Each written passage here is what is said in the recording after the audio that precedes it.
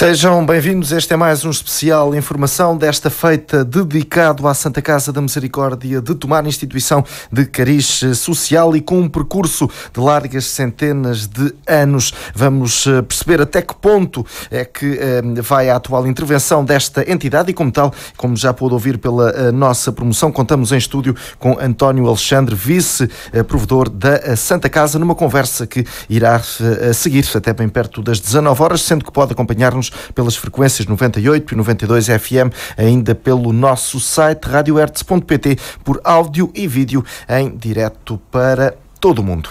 Começo então por saudar o nosso convidado, agradecendo a disponibilidade para estar connosco. Boa tarde, bem-vindo. Permita-me aqui então começar por lhe perguntar o seguinte: estamos a falar de uma Santa Casa da Misericórdia, de uma entidade com trabalho à vista, com um percurso de largas centenas de anos, e a minha questão inicial é esta. Este trabalho, todo este percurso, tem sido dado devidamente a conhecer à comunidade da qual a Santa Casa faz parte? Eu acho excelente a pergunta, porque a resposta é evidentemente, e da minha parte, não. As pessoas de Tomar, em concreto, não conhecem o trabalho da Santa Casa da Misericórdia. E é um trabalho de grande mérito, tanto mais que a Santa Casa da Misericórdia existe desde o dia 8 de dezembro de 1510. E, portanto, tem 507 anos. Existe há 507 anos a Misericórdia. E instituição com 507 anos, ou mais de 507, só a Câmara Municipal. E, portanto, temos que ver que ainda há pouco tempo comemorámos os 800 e tal da cidade, portanto a cidade tem 800 e qualquer coisa, agora não me lembro o número exato. A Misericórdia, a Câmara tem um pouco mais do que, mais 100 e tal ou 200, se calhar, do que a Misericórdia, e a seguir só a Misericórdia. E se nós olharmos para as 300 e tal Misericórdias que existem no país, neste momento em atividade, as Misericórdias são as entidades de maior importância social nos vários concelhos onde existe, e há concelhos que têm mais do que uma, não é necessário, há concelhos que têm mais que uma Misericórdia, outros não têm nenhuma, portanto, porque as Misericórdias podem existir num concelho mais do que uma, e há aqui concelhos bem perto que têm mais do que uma. O caso de Santarém tem 3 Misericórdias, se não me engano, pelo menos 3. Agora, é, como dizia, uma entidade com história e na área social. Exatamente, porque a Misericórdia é uma instituição da Igreja Católica, porque está ligada à Igreja Católica, sempre teve, mas onde, digamos, é governada por as pessoas. Há uma independência, digamos, e hoje essas questões estão completamente esclarecidas em termos da lei, porque a Misericórdia tem alguma autonomia na sua gestão, ou tem autonomia na sua gestão. Quer dizer, eu posso simplificar para quem não está a ouvir, se nós gerirmos bem, ninguém interfere na gestão da Misericórdia. E, portanto, a Irmandade, que são os irmãos, é o equivalente aos sócios de qualquer outra coletividade, para se perceber, não é? Tem uns estatutos que na Misericórdia se chama compromisso, é o equivalente aos estatutos, e tem órgãos sociais semelhantes a qualquer outra. E hoje, por força da lei, somos uma IPSS, como outras IPSS, e no Concelho de Tomar existem várias IPSS com muito mérito, e o CAST, portanto, o mais conhecido e mais reconhecido pelo Lar São José, também já tem alguma idade. E é uma IPSS em igualdade, por exemplo, com a Misericórdia, como o Lar da Junceira, ou da Serra, etc. E várias outras IPSS. Porque hoje a lei que regula as IPSS é a mesma que regula numa parte a Misericórdia. Só que eu costumo dizer que nós somos uma IPSS como todas as outras, mas somos uma IPSS diferente porque temos a outra componente histórica, patrimonial e de serviço anterior. Porque as Misericórdias foram constituídas e são ainda no mesmo molde, cresceram muito por causa de quem as dirigiu e, portanto, das mesas administrativas, dos órgãos sociais, e, portanto, semelhante a uma direção em qualquer IPSS, ali chama-se mesa administrativa. Semelhante ao presidente da direção, ali chama-se provedor. E, portanto, a semelhança existe. Há designações que são diferentes, porque a tradição era assim e mantém-se, e eu, na minha opinião, muito bem. E depois, porque é que as Misericórdias foram constituídas? Foram constituídas com o caráter de ajudar os necessitados, baseado nas 14 obras de Misericórdia, que hoje prevalecem, no espírito da Igreja Católica, com independência, porque se nós, como eu estava a dizer, se nós governarmos bem, ninguém interfere. Se governarmos mal, porque temos algumas questões que têm a ver, e faz todo o sentido, que tenha a ver, e portanto quem acima de nós pode intervir, o seu bispo, no caso o seu bispo de Santarém, que pode intervir, e no caso recente, houve notícias no entroncamento, na chamusca, Salvaterra de Magos, houve intervenções ao ponto de demitir os órgãos sociais e de criar digamos, um órgão que prepara as eleições, que faça a gestão e que prepara as eleições. Portanto, há aqui, por força disto tudo, as Misericórdias têm uma salvaguarda ainda maior do que as IPSS, porque para além dos órgãos sociais internos, temos sempre por cima o Bispo de Santarém, no nosso caso, que pode intervir e que só intervém, em princípio, se as coisas, digamos, em linguagem simples, descambarem, se correrem mal e se nós não formos capazes de gerir bem.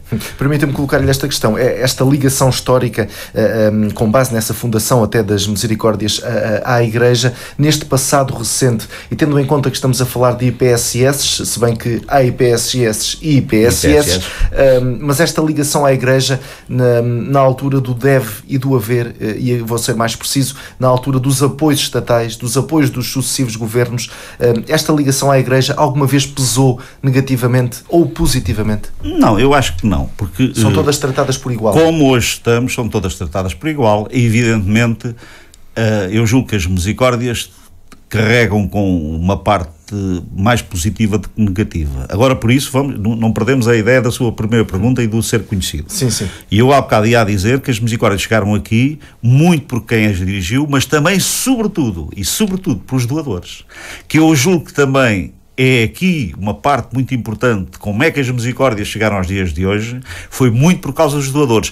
E eu acho que se tem esquecido de realçar os doadores, e no caso da Misericórdia de Tomar, há que realçar, a Misericórdia de Tomar hoje é o que é, muito devido a quem as dirigiu, às mesas administrativas, aos órgãos sociais, não falo só dos que estão aqui, mas do que há 507 anos estão na Misericórdia de Tomar, mas sobretudo para aqueles que doaram os seus bens, as suas fortunas à Misericórdia. E foram esses que fizeram realmente com que a Misericórdia seja o que é. E nós temos presente várias entidades, e agora não vou citar nomes, porque citando uns posso estar a omitir outros que são igualmente importantes, mas Família Mota Lima, o arquiteto Mota Lima, cedeu aqueles terrenos onde hoje está o lar Nossa Senhora da Graça, onde está o CAT e onde está as residências. A sua filha, que ainda felizmente está viva e que as pessoas conhecem porque nos últimos anos tem acompanhado o Museu dos Fósforos, doou aqueles terrenos e, portanto, deu à Misericórdia e, portanto, essas doações fazem com que cresçam. As Misericórdias sejam o que são. Agora está-me a faltar o nome que tem o nome da rua em frente à Gualdinho Pais, o comendador... Frente à Gualdinho Pais, Diogo da Ruda. Não. A Sociedade Filarmónica Gualdinho Pais, sim. Não é Diogo da Ruda. Não. Agora estou a ter aqui uma branca. Manuel de Matos. Manuel de Matos, exatamente. Manuel de Matos. O comendador Manuel de Matos é um dos grandes doadores também, nos tempos mais recentes, não tão recentes, mas recentes, da Misericórdia, porque a última recuperação do hospital antes de agora foi feita à custa dele e, portanto, com a doação dele. E, portanto, são estes doadores. Há também agora outra pessoa muito importante também doou. Eu agora não vou citar, vou parar com os nomes para não ser injusto com outros. Mas só realçar é um papel muito importante que as Misericórdias em todo lado têm tido, que é as doações. E essas doações fazem crescer as Misericórdias, fazem com que as Misericórdias tenham a possibilidade de fazer apoio social para além do Estado. Claro que depois, sobretudo, do 25 de Abril, houve aqui dois tempos, no nosso tempo, digamos, embora eu e você tenhamos gerações, já somos gerações diferentes, mas no tempo em que vivemos, no tempo dos nossos pais e há aqui dois tipos de situações, para não falar sempre dos 507 anos onde nasceram as Misericórdias, porque as Misericórdias nasceram essencialmente, e no caso de Tomar como noutras, tinham a parte da saúde, os hospitais estavam ligados à Misericórdia, e depois a assistência aos necessitados, aos pobres, aos indigentes, àqueles que não tinham condições de vida até no funeral. Era uma das ações que as Misericórdias tinham, era tratar da saúde das pessoas e depois fazer o próprio funeral. E o caso da Misericórdia tem essa história. E nós temos, e depois já devemos de lá ir, desenvolvendo isto, devemos de lá ir, nós temos um arquivo muito valioso e interessante, mesmo assim, perdeu-se no tempo muitos livros e muitas coisas importantes da história de Tomar, porque a Misericórdia, no fundo, faz parte da história de Tomar desde 507 anos. Nós temos um espólio de arquivo, portanto, temos uma biblioteca-arquivo muito importante, com alguns livros do início de há 500 e tal anos, e que são pouco a história de Tomar, nesta área social e de intervenção. Portanto, por isso é que nos diferencia as Misericórdias em relação às outras IPSS. Mas estamos aqui a falar 2 ou 3 coisas ao mesmo tempo, que são isto.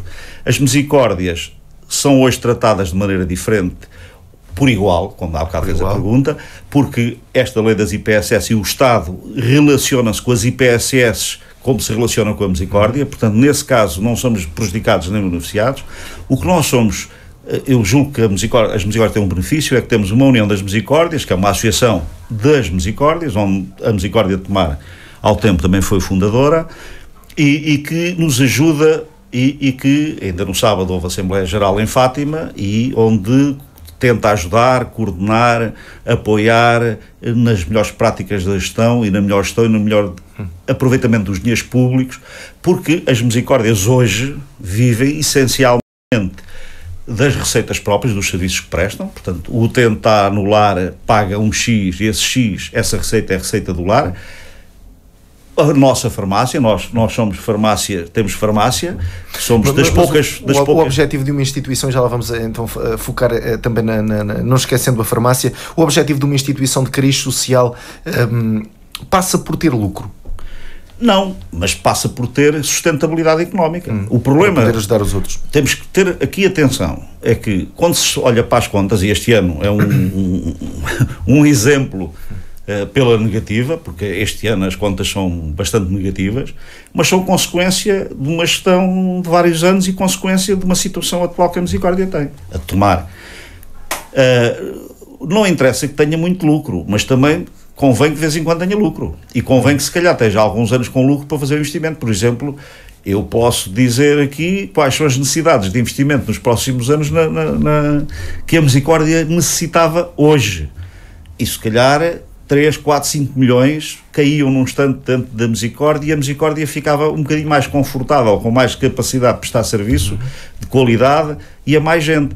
E isso era necessário. Não o tendo, nós temos que ir vivendo com o que temos, mas temos dificuldades, porque já não falo na igreja que chove e que nós, felizmente, daqui a bocadinho já falaremos sobre isso, possivelmente, e vamos, felizmente, com fundos que arranjamos com uma candidatura, resolver, mas falo, essencialmente, por exemplo, do Lar Nossa Senhora da Graça.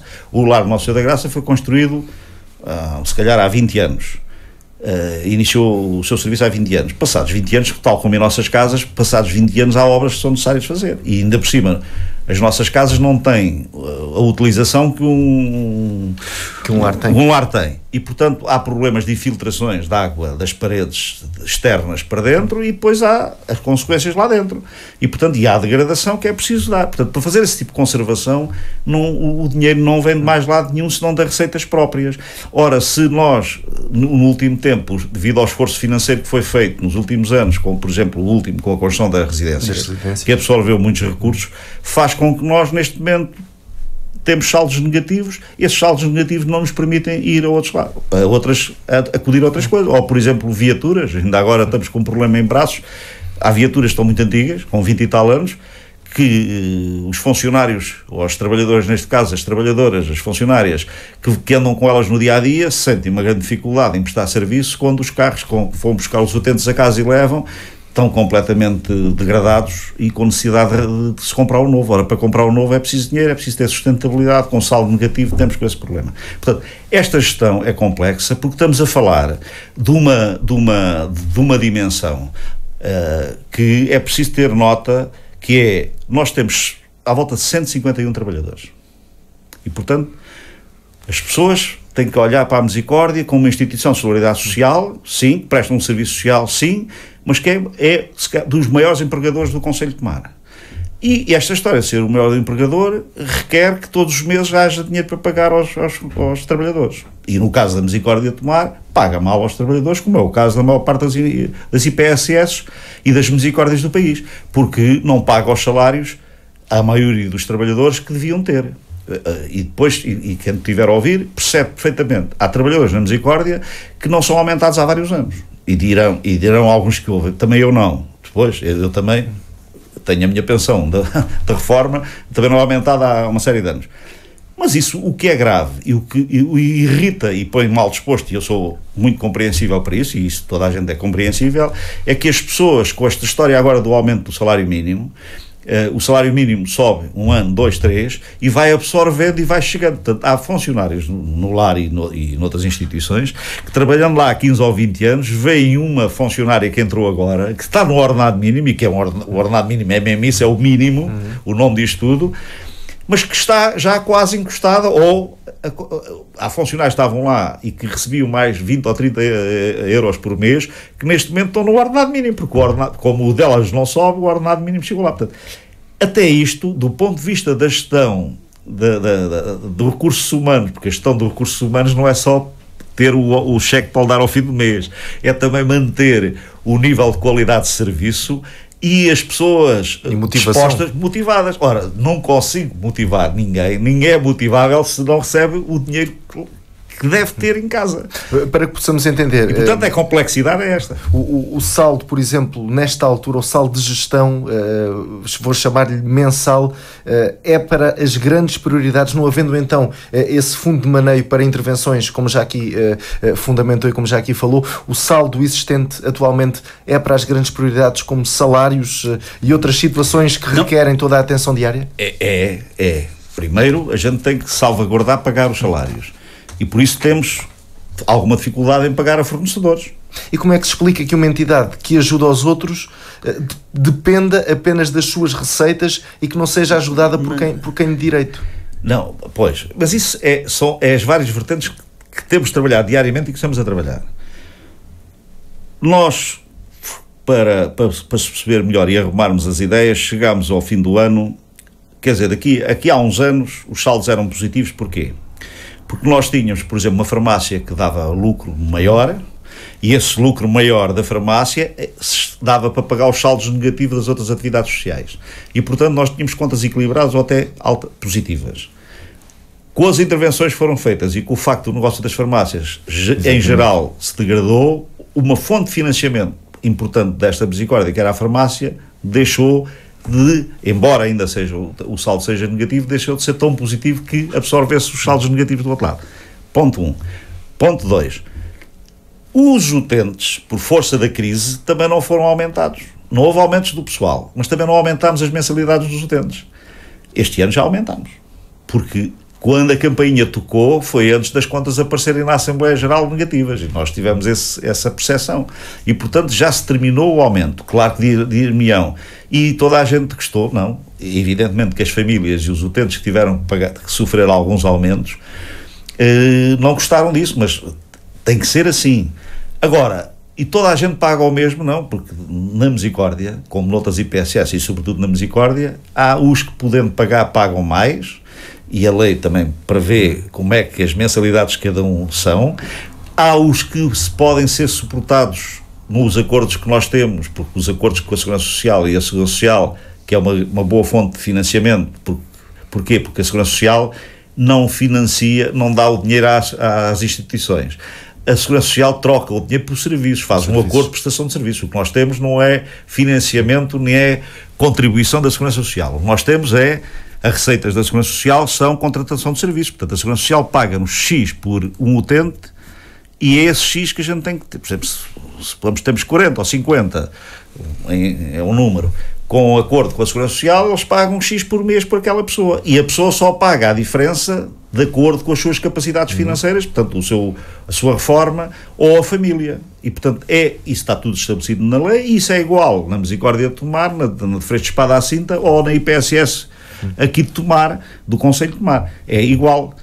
Depois, aos que não estão nos acordos, cada instituição estabelece, segundo certas regras, que existem regras também, um montante. Portanto, e nós não mexemos, tivemos que mexer. Portanto, estou a falar que tivemos que ir à procura de mais receitas este ano para compensar o saldo negativo.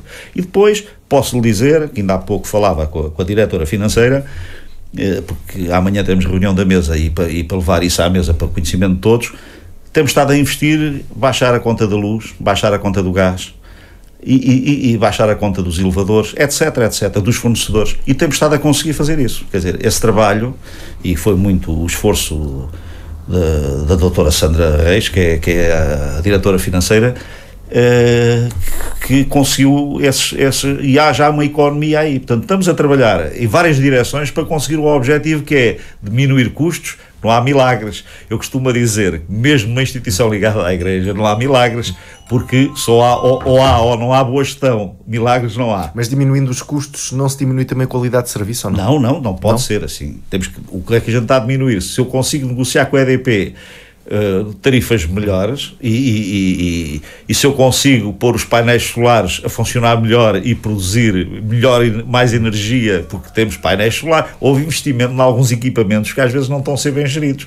É preciso gerir esses equipamentos. Portanto, é das várias atuações em várias áreas que nós conseguimos o equilíbrio das coisas e, portanto, o que se está a atuar é neste momento. E depois há uma coisa que foi já pública, que é, temos recursos humanos a mais. E porquê que temos recursos humanos a mais? Isso está detectado, as contas explicam, e aí é um esforço coletivo, que é, nós temos 10 pessoas a mais a trabalhar na Misericórdia.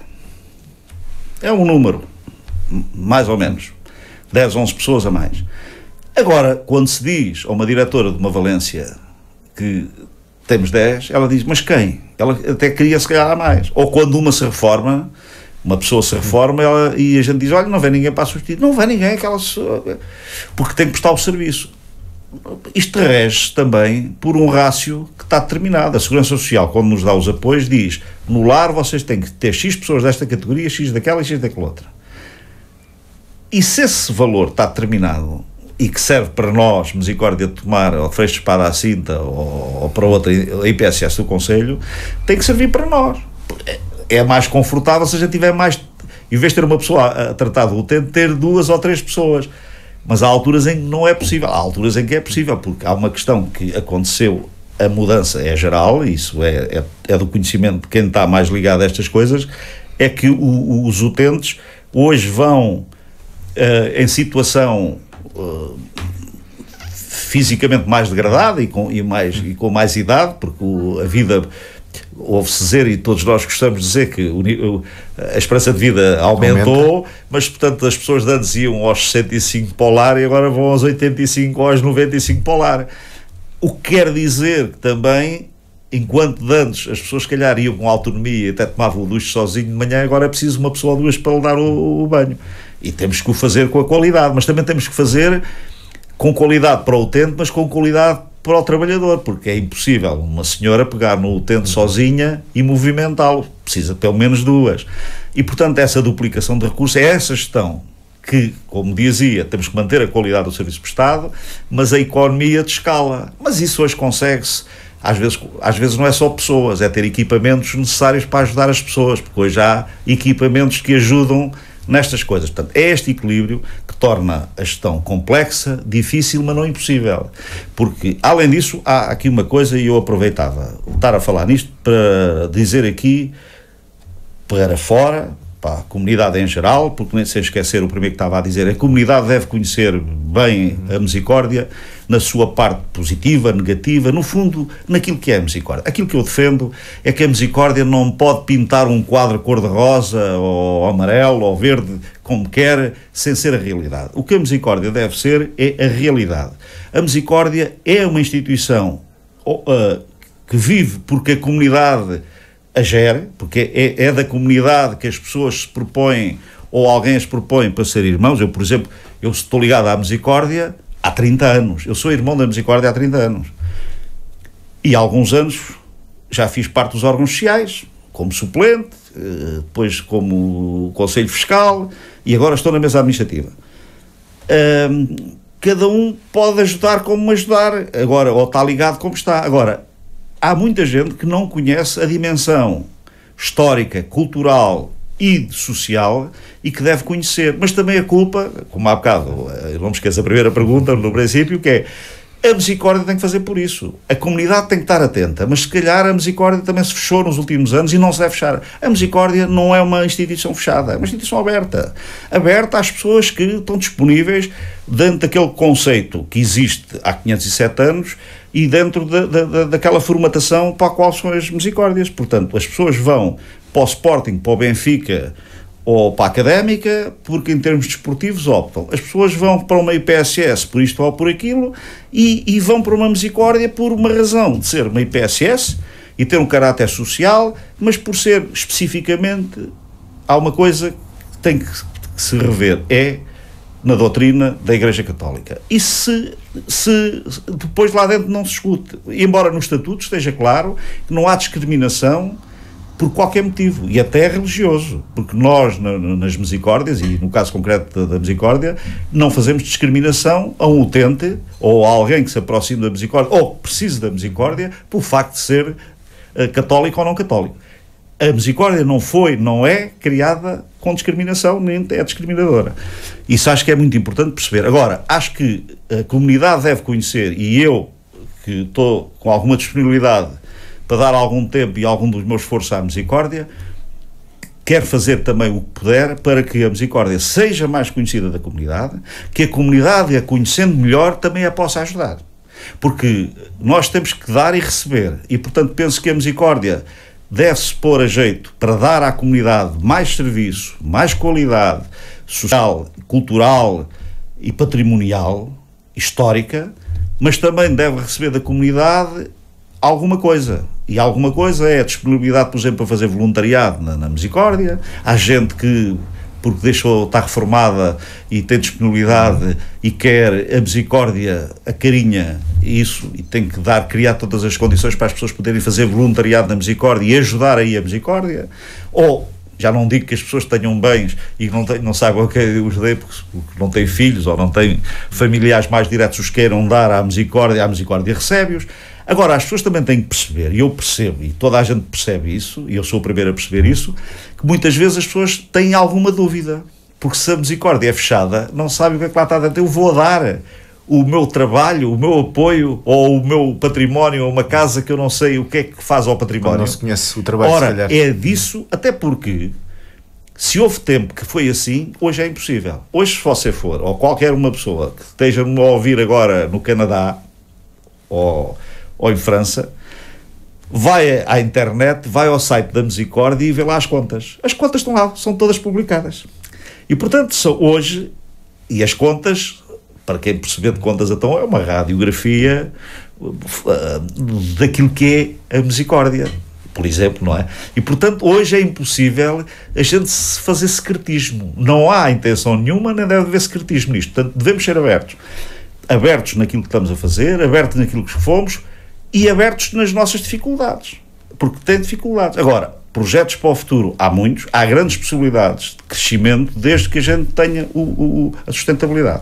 A Misicórdia de Tomar tem uma dificuldade que eu julgo que seja momentânea, e julgo que é uma dificuldade que os órgãos sociais, todos eles, assumiram antes do fecho das contas, e quando estávamos a fechar contas sabíamos da situação, porque andávamos a acompanhar, hoje a gente acompanha as coisas diariamente, e sabíamos da situação, e quando se fechou contas os órgãos sociais reuniram todos, portanto, mesa administrativa, o definitório, que é o equivalente ao Conselho Fiscal, e a mesa da Assembleia Geral, tivemos uma reunião conjunta e decidimos num determinado plano de recuperação e plano, digamos, de inversão da situação.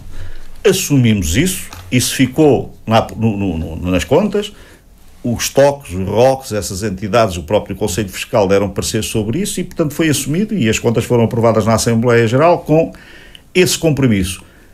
Compromisso muito claro que o trajeto que a Misicórdia estava a ter tem que ser invertido. O trajeto que estava a acontecer tem que ser modificado.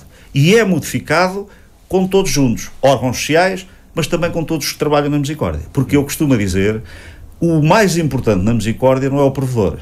O provedor é o representante da Misicórdia nos atos solenes, na direção, quando tem que ir falar com o Estado, é o provedor que eles querem falar, mas o mais importante na Misicórdia é os que lá trabalham. E é sobretudo aqueles que estão lá há 20, 30 anos a trabalhar. Portanto, os que lá estão já há alguns há 20, 30 anos, há pessoas com mais de 30 anos a trabalhar na Misicórdia, esses dizem assim, eu daqui a meia dúzia de anos se calhar vou-me embora, ou daqui a 2 ou 3 vou para a reforma. Mas há os que estão lá há 10, 15, 20 anos, que é expectável que ainda andem lá mais 20. Ora, isso é impossível, até por força da lei, porque, por exemplo, provedores que estejam mais de 12 anos é impossível acontecer, porque a lei agora, que se aplica a partir deste novo mandato, porque foi aprovado há 3 anos, os novos estatutos, como a lei geral obrigou a reformular todos os estatutos das Misericórdias e das IPSS, nesse caso são semelhantes, 3 mandatos é o máximo que um provedor pode fazer. E, portanto, nunca mais vai haver nenhum provedor em lado nenhum, e nem nas IPSS vai acontecer, mais do que 3 mandatos. Portanto, o mandato é de 4 anos, 12 anos. Portanto, só podem haver, e hoje ainda há provedores que já estão há 20, 30 anos e mais como provedores. Ora, isso nunca mais vai acontecer. Isso é para não acontecer o que aconteceu em muitas Misericórdias e em muitas instituições, porque as pessoas, ao fim de alguma série de anos, têm problemas porque se adaptaram, a cadeira mudou-se de tal maneira a eles próprios e colou-se que já não se sabe o que é a cadeira e o que é o provedor. E, portanto, e por força da natureza, as pessoas... Uma coisa é quando eu tinha 30, outra coisa é quando eu tenho 60, quando eu tiver 80 não é a mesma coisa, mas isso é a lei da vida. E, portanto, as instituições, como a Misericórdia, que, embora com 507 anos, são instituições vivas e que têm que ter capacidade de servir os utentes, mas também tem que dar condições aos trabalhadores. Portanto, eu estava a dizer, e acho que esta é a mensagem que eu gostava de aqui também aproveitar para dar, até para os trabalhadores da Misericórdia. Os tempos têm que mudar, estão tempos novos na Misericórdia de Tomar, como em todo lado. E vai mudar, tem que mudar necessariamente, não é a minha vontade, tem que ser assim. A equipa de trabalhadores, prestadores de serviços, dirigentes e órgãos sociais tem que trabalhar em conjunto. Não há cá o dirigente que chega e dá ordens e façam como eu quero, eu é que mando, eu é que sei. Não. Tem que haver aqui, é como nas equipas de futebol, vimos agora o caso do Sporting, aplica-se, eu costumo, já na política, quando faço a comparação com a política, meto o futebol no meio, porque o futebol explica muita coisa. A Misericórdia não pode ser o Sporting, o meu Sporting, em que o presidente, eu posso quer e mando, e até critico os jogadores em público. Está errado, e no caso do Sporting, eu que sou do Sporting, mas já sou do Sporting há muitos anos, acho que o presidente está a mais, ele pode ter os méritos, está a mais. Ora, numa Misericórdia, o provedor, ou o mesário, ou alguém que dirige, não pode ter essa coisa. Tem que ser a equipa. Porque a equipa é que marca os golos, é que ganha os jogos e ganha os campeonatos. Portanto, nós, por muito bom que seja o provedor ou a mesa administrativa, se os colaboradores que estão no lar, que estão no CAT, que estão no hospital, ou as pessoas que estão a vender na farmácia, não fizerem e não cumprirem bem as suas tarefas, os resultados nunca podem ser bons. E, portanto, é essa equipa. E é preciso motivar a equipa, e é preciso dizer à equipa que dos bons resultados, os lucros dos bons resultados e o benefício desses bons resultados não ficam também no provedor ou no mesário, ficam na equipa. E, portanto, não é só a gente ir para casa satisfeitos porque fizemos bem, mas é também os que têm direito ao conforto monetário do vencimento, que é o caso dos trabalhadores, terem o salário justo e digno. Mas para termos o salário justo e digno, temos que criar aquilo que eu há bocado falava, a sustentabilidade da Misericórdia, com mais receitas e menos despesas. E a melhoria da gestão corrente mas é mesmo algo para ser levado a sério a redução de funcionários, por exemplo? Tem que ser. Mas a redução de funcionários, eu preciso mas isto se calhar acaba por ser um pingo nos problemas, digo eu, financeiros da Santa Casa, não? É muito importante. Veja bem, eu aqui há tempos fiz contas e disse a alguns funcionários assim: bem, é expectável, e discutimos às vezes na mesa administrativa isso, e a mesa, estou a falar mas a mesa administrativa discute isso, e amanhã há a reunião da mesa administrativa, e esses assuntos são discutidos em conjunto pelo órgão mesa administrativa. Nós, para darmos 30 euros ou 40, que é uma coisa mínima, mas era um estímulo aos trabalhadores que não foram abrangidos pelo salário mínimo, isso custa-nos, se calhar, 2 ou 3 funcionários. Agora você diz, mas quando vocês estão agora numa situação aflitiva, se deixarem de ter 2 funcionários, causa ali algum constrangimento momentâneo em alguns, porque dizem, agora com menos 2 funciona, e vamos lá, funciona, e funciona bem porque se calhar estão a mais, e eu estou a falar em alguns sítios, não é em todos os sítios, há sítios impossível não termos os trabalhadores. Isso é possível dar, mas agora nesta fase onde a gente tem uma dívida a fornecedores que cresceu demasiado, nós temos uma dívida a fornecedores e, portanto, os fornecedores esperam que a gente se nos forneceram uma dada coisa, precisam que a gente lhe pague. E a quanto essa dívida? Anda nos 200 mil euros. 200 mil euros a fornecedores. Ora bem, esses 200 mil, é evidente que nós temos que baixar essa dívida. Ora, quando a gente baixar essa dívida, talvez, e o deve haver diário ou mensal, começar a estar equilibrado, a gente se calhar pode pensar em aliviar um pouco e dar algum conforto financeiro. Mas para esse conforto financeiro tem que fazer uma boa gestão de recursos humanos. Mas os recursos humanos também cresceram, isso foi explicado e está explicado, foi explicado na Assembleia e está no relatório de contas, um pouco porque quando foi das residências, a demora em abrir as residências assistidas, demorou alguns anos, houve uma expectativa que a residência abriu mais cedo e foi contratada cerca de 20 pessoas que tiveram formação e que era necessário, porque não se abre uma instituição e as pessoas naquele dia vão começar a trabalhar e ver os utentes. Houve necessidade de contratar pessoas antes, de as preparar, de lhe dar formação para que elas tivessem condições de tratar bem os utentes. Como não abriram as residências, essas pessoas não foram embora, ficaram ali com contratos a prazo, foram andando, até que depois abriu as residências. E quando abriu as residências, não abriu logo com 60 pessoas, que era o que estava expectável. 60 era uma receita, 21, como hoje temos ainda, é outra receita.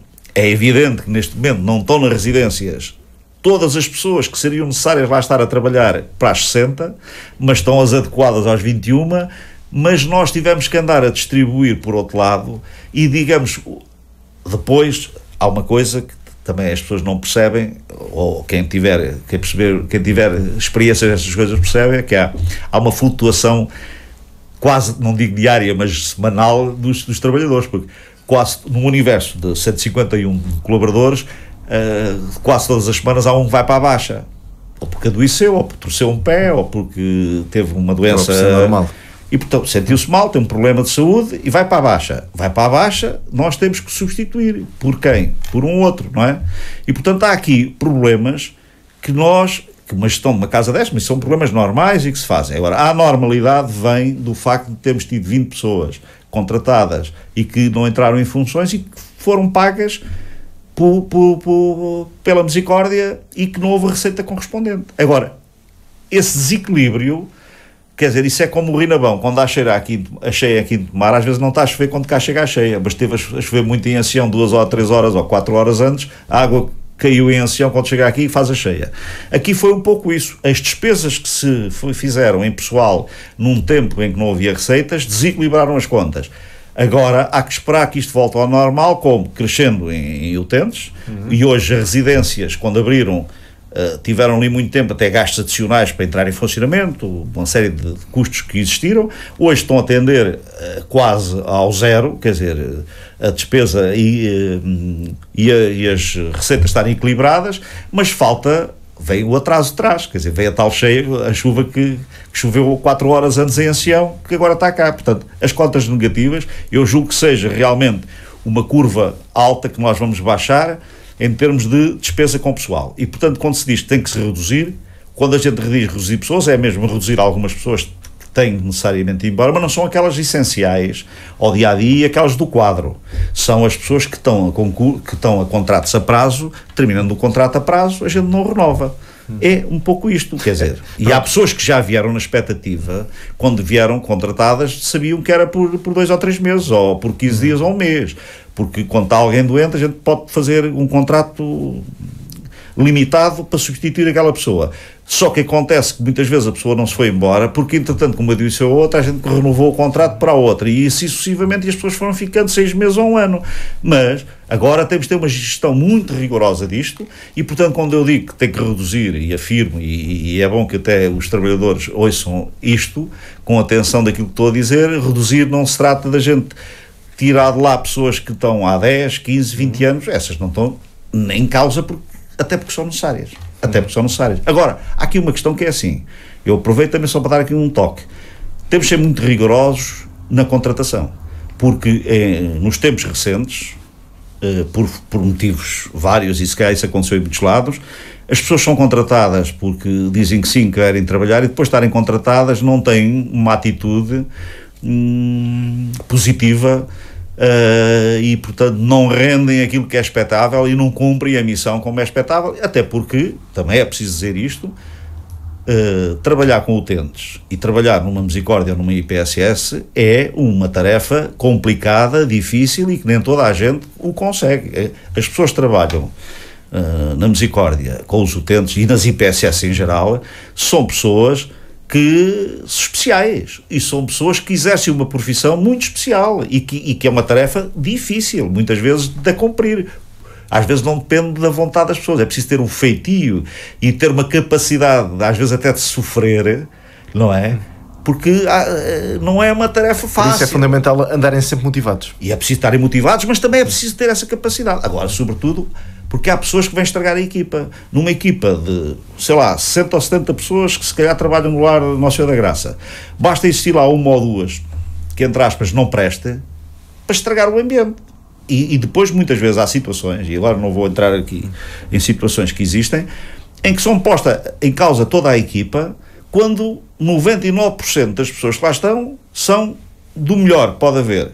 E há uma pessoa que tem um comportamento errado, indigno, e que põe em causa toda a equipa e a desconfiança das outras todas. Ora, isso é desmotivador de uma equipa. E, portanto, é aqui que eu tenho a percepção, a mesa administrativa e os diretores, e por isso eu incentivo e até aproveito o facto de estar aqui publicamente a falar, porque se alguns dos trabalhadores da Misericórdia ouvirem, e quando eu falava, a motivação tem que ser muito a mesa administrativa, sim senhoras, mas sem as diretoras, as encarregadas e o pessoal, tudo motivado e tudo com o conhecimento do que se passa. Eu tenho dito um pouco para as pessoas perceberem que qualquer dia no envelope onde veio o recibo recebem também as contas da Misericórdia para perceberem a situação financeira da Misericórdia. Porque é de dar a conhecer, até porque muitos dos trabalhadores, alguns dos trabalhadores são irmãos e, portanto, têm a dupla função de serem colaboradores e serem, digamos, sócios, o equivalente a sócio da coletividade, onde podem ir às Assembleias Gerais e até votar as contas. E, portanto, isso não pode ser usado de um modo perverso, como às vezes é visto, para permitir eleições ou não eleições, mas tem que ser previsto perspectivado num sentido positivo. Se eu sou trabalhador e, ao mesmo tempo, irmão da Misericórdia, tenho direito à informação toda que um irmão tem, por privilégio ainda por cima de eu ser colaborador. E perceber as dificuldades que a Misericórdia tem, o caminho que ela quer trilhar, porque também pode haver um provedor ou uma mesa administrativa que começa a levar a Misericórdia para o descaminho, e isso tem acontecido, e por isso tem existido, como existiu há pouco tempo, intervenções no entroncamento, na chamusca, em Salvaterra de Magos, que o Sr. Bispo de Santarém disse, vai uma comissão administrativa tomar conta disto, façam lá eleições, organizem-se, porque isso não está a cair bem. Ora, em Tomar não é o caso, porque Tomar tem grandes possibilidades, tem uma dificuldade agora, que eu acho que é momentânea, que vamos conseguir com certeza ultrapassar, com a ajuda de toda a gente. Isto não é obra de uma pessoa, não é obra só da mesa administrativa, não é obra só dos órgãos sociais, tem que ser toda a gente a ajudar, porque eu espero ainda poder falar sobre o património, sobre os projetos para o futuro, da capacidade que nós temos de fazer coisas para manter a Misericórdia ao nível do que ela se tem mantido nos últimos 507 anos. Então vamos atalhar caminho, mas antes de falarmos do futuro, vamos então falar das atuais valências que a Santa Casa coloca ao dispor da comunidade. Temos as residências assistidas, temos o lar, a farmácia, a unidade de cuidados continuados, a unidade de internamento privado no hospital. Portanto, eu começava, o edifício sede tem os serviços administrativos, como já disse, a biblioteca, tem um salão nobre que é uma parte importante do parte patrimonial e, digamos, histórica, mas depois tem a farmácia. Logo aí a farmácia é uma farmácia igual às outras todas, mas é uma farmácia que o lucro daquela farmácia é para sustentar a parte social e tem que ser vista e tem que ser recolocada na sua função. Por acaso, ainda hoje fui à Assembleia Geral da Associação Nacional de Farmácias em Santarém, a Assembleia aqui regional, e tive o prazer de ouvir o Presidente da Associação Nacional de Farmácias falar sobre a farmácia, e se eu tinha alguma ideia nestes 3 anos que estou ligado à farmácia, fiquei com a ideia que algumas ideias que eu tinha estavam certas e dei-lhes os parabéns pelo trabalho que vão fazer. Portanto, a melhoria que nós podemos fazer em prestar um melhor serviço, e temos que prestar um melhor serviço, é também uma dificuldade que nós temos na Misericórdia, que eu assumo aqui, publicamente também, e que é uma preocupação dos órgãos sociais há muito tempo, e da mesa administrativa em concreto. A farmácia tem que prestar um melhor serviço à comunidade, tem que ser mais atrativo aos utentes, tem que ser mais atrativo aos clientes, tem que vender mais para ter mais lucro, para que esse lucro reverta a favor da obra social da Misericórdia e do crescimento da Misericórdia. Este é um trabalho também conjunto das pessoas que estão ao balcão da Misericórdia no atendimento às pessoas. Essa é uma questão básica, essencial e com resultados naquilo que a Misericórdia que nós prevemos, mesa administrativa, que pretende. Ao lado temos o hospital. O hospital foi recuperado, foi instalado lá os cuidados continuados, tem 23 camas dos cuidados continuados, e depois existe o primeiro piso com 15 camas de internamento privado. O que é que acontece? As 23 camas funcionam muito bem, em termos financeiros têm estabilidade financeira. As 15 camas, começa logo ali, as 15 camas que estão naquela unidade não dão lucro. Porque 15 camas para o rácio de pessoal que lá tem que estar, e para prestar um bom serviço, e prestamos um excelente serviço, mas dão prejuízo. Logo aí, onde é que vai o prejuízo, onde é que vai a conta negativa? Começa logo no primeiro piso do hospital. O que é que estávamos a tentar mudar? Estávamos a tentar mudar para crescer mais camas e cuidados continuados, estamos a trabalhar com a ARS-LVT no sentido de conseguir mais camas e de alterar aquilo. Depois, a Misericórdia comprou há 2 anos ou 3 os edifícios que estão em ruínas nas traseiras do hospital e que vão até à Rua Pedro Dias, custaram 210 mil euros, julgo eu, e como?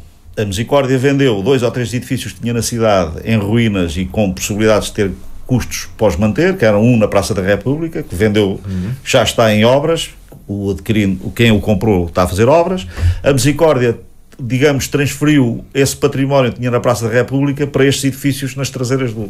Vendeu outra casa pequenina que tinha na Rua do Teatro, estava em ruínas, e o dinheiro foi para ali. E vendeu outra casa que tinha sido outra doação, que tinham feito à Misericórdia, em frente ao Freitas Lopes, e o dinheiro foi para ali. E a Misericórdia colocou lá à volta de 110 mil euros do seu património. Portanto, se a Misericórdia não tivesse comprado aqueles edifícios, tinha neste momento menos 110 mil euros, por exemplo, de dívida a fornecedores, ou tinha no banco mais 110 mil euros. Mas tem património e transformou património em património, julgo que fez um bom investimento, porque neste momento a Misericórdia é detentora desde a Rua Pedro Dias à Avenida Cândido Madureira. Portanto, podemos construir nas traseiras, ligado ao edifício do hospital, e há projeto para isso, um novo edifício com cerca de 1.700 metros quadrados de construção, com capacidade, por exemplo, o anteprojeto está feito para 30 camas. Portanto, poderíamos ali criar mais 30 camas, fora outros espaços para outros serviços. A ideia era ligar o hospital a esse edifício e fazer tudo em cuidados continuados. Mas é uma ideia com pernas para andar? É uma ideia com pernas para andar. Pode ser concretizada a médio prazo, a curto prazo? A médio prazo, claro que aqui depois havia, e há, e está a ser estudado, a possibilidade, não tínhamos dinheiro, mas há, a União das Misericórdias trabalhou, e há outros processos, como há o IRU, a senhora Presidente da Câmara tem falado muito nisso, e a Câmara tem falado, há o IRU, há empréstimos, não a fundo perdido, mas com juros, mas são juros comportáveis, e desde que o estudo económico seja suportado, era essa a minha esperança, a Misericórdia, resolvidas estas questões, podia-se meter, só resolvidas estas questões, poderia-se meter nisso, fazer um empréstimo com juro bonificado, a pagar a 30 anos, com uma série de anos de carência, e portanto numas condições financeiras espetaculares. Soube, ainda no sábado, na União das Misericórdias, na Assembleia Geral, que uma das coisas que se estava à espera é que o Estado desse garantia de Estado a este programa, e isso fazia com que o sindicato bancário que vai suportar isto baixasse os juros. Já foi o Estado, já disse que sim, e portanto vai haver, digamos, esse conforto do Estado perante isto, para que os juros sejam quase mínimos.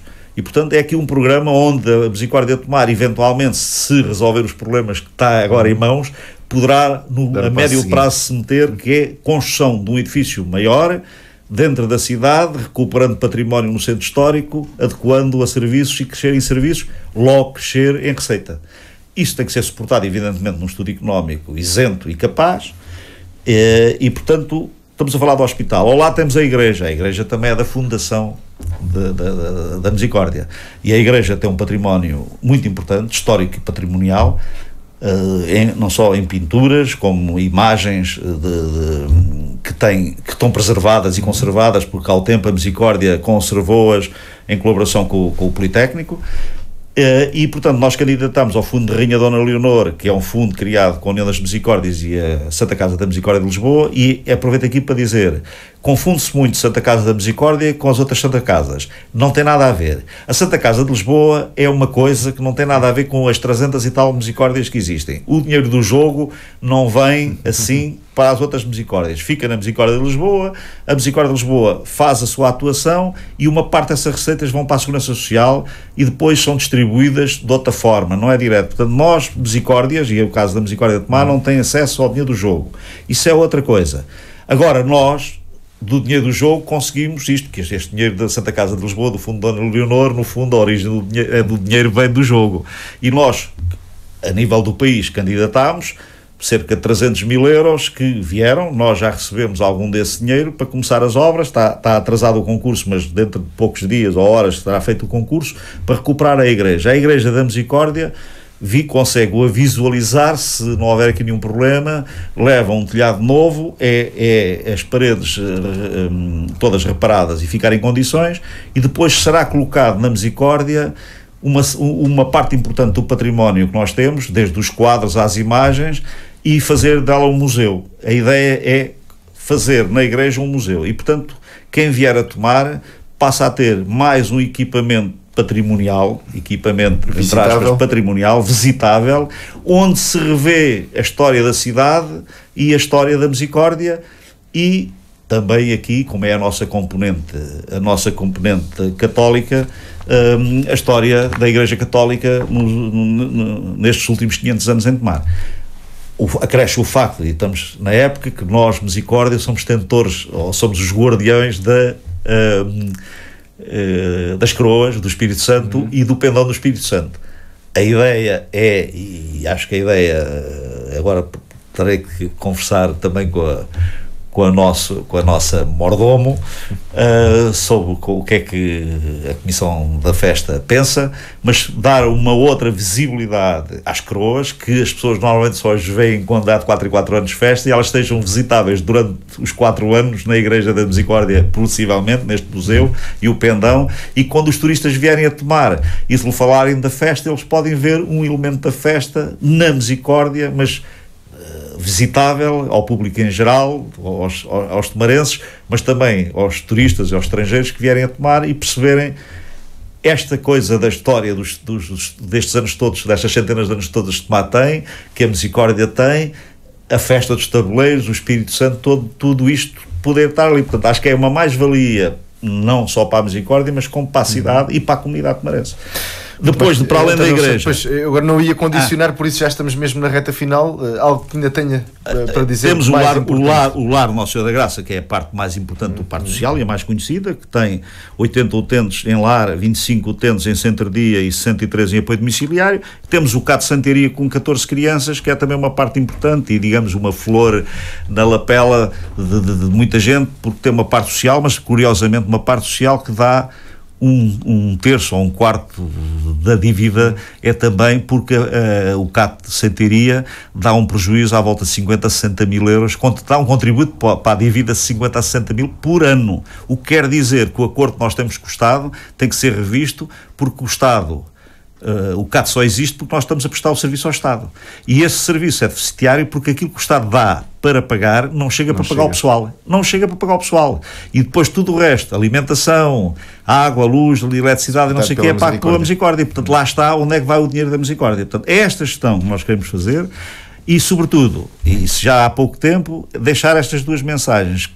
Misericórdia aberta à comunidade, desejosa de que a comunidade participe, a comunidade também tem que participar mais, dar-se a conhecer e, sobretudo, eu tenho algumas ideias, e já foram discutidas na mesa e vamos continuar a discuti-las, também temos que abrirmos aos jovens, quer dizer, criar no espírito dos jovens. A Misericórdia não é para velhos, é também para novos. A Misericórdia trabalha para velhos, porque trabalha para os utentes com alguma idade, mas também pode ter componente, e tem, nós temos componente, também trabalhamos para os jovens, mas na comunidade também sempre tornar visível a Misericórdia aos novos, porque os novos são os futuros dirigentes da Misericórdia, os novos são os futuros utentes da Misericórdia, e a comunidade tem que se rever toda nessa componente. Não podemos pensar só, bem, a Misericórdia é só para as pessoas já com uma certa idade, que a dirigem e que a usam, ou que a utilizam ou precisam dela. Não, a Misericórdia é precisa à comunidade. E a comunidade tem que olhar de uma maneira mais aberta, mais interessada e mais participativa. Mas aí eu não culpo só a comunidade, eu culpo também a Misericórdia, e a Misericórdia tem que se pôr a jeito e para se dar a conhecer e para interagir com a comunidade de uma forma diferente. Muito bem, muito obrigado então por todos estes esclarecimentos e um abrir de portas do futuro da Santa Casa da Misericórdia. Eu acho que é necessário, para bem da comunidade. Muito bem, muito obrigado, António Alexandre. Obrigado. Até uma próxima oportunidade, e assim finalizamos mais este especial informação. Então, hoje dedicado à atualidade relativa à Santa Casa da Misericórdia de Tomar, uma das instituições de referência do Concelho Nabantiano. Iremos voltar numa próxima oportunidade. Fique bem, fique com a ERT.